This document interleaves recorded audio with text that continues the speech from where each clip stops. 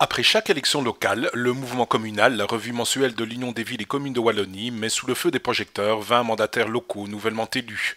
À 26 ans, pour son premier essai en politique au sein du groupe socialiste, Mélissa Annus est directement entrée par la grande porte, en réalisant dans sa commune d'Étal le deuxième meilleur score, juste derrière le bourgmestre. Et ce, alors que les électeurs de cette commune de la province du Luxembourg l'ont choisi à la 12e place de la liste communale, une liste par ailleurs multipartite. Enseignante à Arlon, la jeune femme est donc désormais devenue première échevine.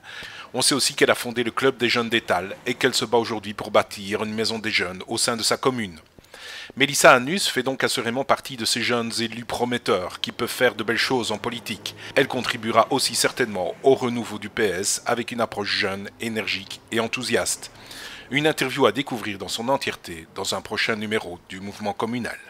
Ma commune, c'est un territoire d'initiative, que ce soit pour des projets politiques dans des thématiques particulières et aussi pour la démocratie locale. On doit faire du mieux qu'on peut, donc on a une forme de devoir d'exemplarité aussi, tant au niveau des citoyens et des autres niveaux de pouvoir. Ce qu'il faut savoir, dans notre commune, il y a plus de 40% de la population qui a moins de 30 ans. On avait un peu cette image que les jeunes se distanciaient du pouvoir politique, se distanciaient des décisions politiques. Mais pour moi, je suis plus d'accord avec cette idée. Les jeunes, maintenant, ils vont prendre voix au chapitre, ça c'est clair. C'est une tournure de notre société où maintenant tous les groupes d'âge vont clairement être représentés dans les décisions politiques. On rencontre aussi des personnes qui s'investissent énormément dans leur quartier, dans leur village, dans leur association et qui essayent aussi à leur échelle de faire changer les choses.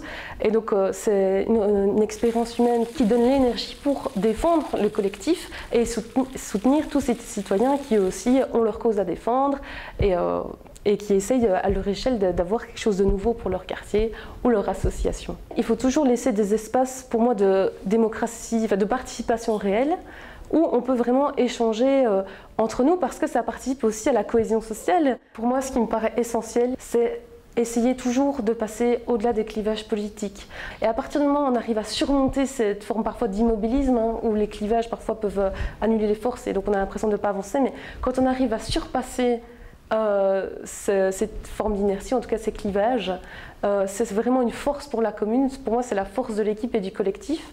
Et pour moi, c'est ce vers quoi vraiment les élus locaux doivent tendre. Parce qu'on arrive à vraiment avoir plusieurs points de vue et ça permet de bien mûrir les dossiers et d'avoir finalement une vision qui est positive pour l'ensemble de la commune. Et ça se ressent au niveau d'Étal parce que moi, ma sensation, c'est qu'il y a une forme de sérénité aussi au sein de la population parce que justement, on arrive à avoir cette opinion collective qui va au-delà des clivages politiques.